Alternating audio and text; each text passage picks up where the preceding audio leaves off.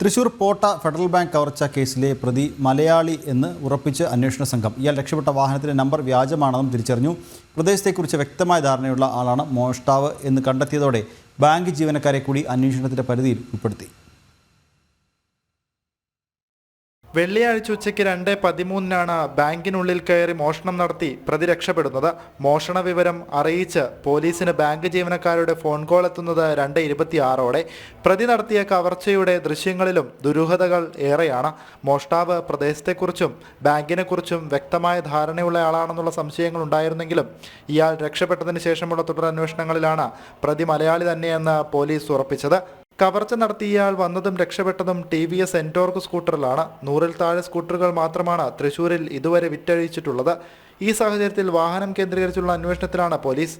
കവർച്ചയ്ക്ക് ശേഷം വാഹനം ഉപേക്ഷിച്ച് പ്രതി രക്ഷപ്പെടാനുള്ള സാധ്യതയുണ്ടെങ്കിലും 2 വീലറിനെ കുറിച്ചുള്ള അന്വേഷണം കേസിൽ തുമ്പുണ്ടാക്കുമെന്ന പ്രതീക്ഷയിലാണ് ഉദ്യോഗസ്ഥർ. മോഷണ രീതിയും CCTV ദൃശ്യങ്ങളും പരിശോധിച്ച പോലീസ് പ്രതിക്ക് ബാഹ്യ പിന്തുണ ലഭിച്ചിട്ടുണ്ടോ എന്നും സംശയിക്കുന്നുണ്ട്.